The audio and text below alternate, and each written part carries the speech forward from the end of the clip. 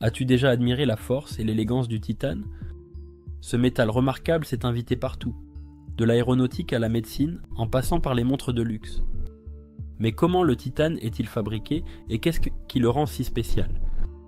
Plongeons dans le processus fascinant qui transforme un minerai brut en un matériau polyvalent utilisé dans tant de domaines modernes. Bienvenue dans l'histoire des choses simples où nous explorons le passé fascinant de ces détails qui façonnent notre monde.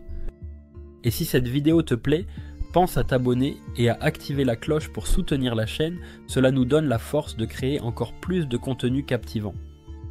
Le titane ne se trouve pas prêt à l'emploi, il est extrait de la terre sous forme de minerai, principalement dans deux minéraux, ilménite et rutile, généralement issus de mines à ciel ouvert.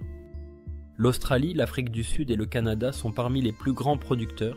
L'extraction nécessite des engins lourds, puis un broyage et un lavage pour séparer les minéraux contenant le titane des autres matières.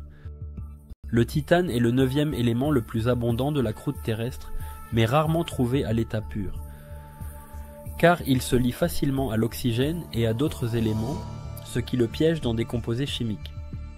L'extraction du titane pur demande un processus complexe et en plusieurs étapes.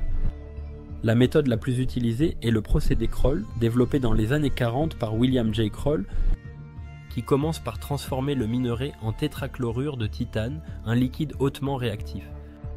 Le minerai est mélangé avec du chlore et une source de carbone comme le coke, puis chauffé à environ 1000 degrés dans un réacteur, ce qui provoque la réaction chimique formant le tétrachlorure, les impuretés restant sous forme solide. Ce liquide est ensuite distillé pour être purifié, puis réduit avec du magnésium ou du sodium en atmosphère inerte, produisant l'éponge de titane, un métal poreux à raffiner.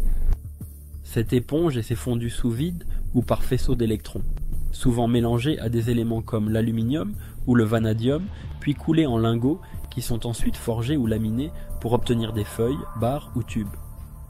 Les alliages titane, aluminium, vanadium sont recherchés pour l'aéronautique et l'automobile car ils combinent résistance, légèreté et résistance à la corrosion. Le titane est ensuite usiné avec des outils spéciaux et peut être poli ou traité selon son usage, comme en implants médicaux ou en pièces aéronautiques. Sa production a un impact environnemental, et sa durabilité et sa recyclabilité compensent en partie ses effets, et des procédés plus écologiques comme le FFC Cambridge sont à l'étude. Si nous faisons tous ces efforts, c'est parce que le titane est à la fois solide, léger, résistant à la corrosion et aux températures extrêmes, idéal pour les avions, les fusées, les implants et les équipements sportifs de haute performance. Sa beauté naturelle et sa capacité à créer des patines colorées en font un choix prisé en bijouterie et dans les objets de luxe. Le titane, c'est bien plus qu'un métal, c'est un symbole de ce que la science et la technologie peuvent accomplir, et il jouera sans doute un rôle encore plus grand dans l'avenir. La prochaine fois que tu verras un objet en titane, souviens-toi du voyage extraordinaire qu'il a amené du cœur de la Terre jusqu'aux technologies de demain.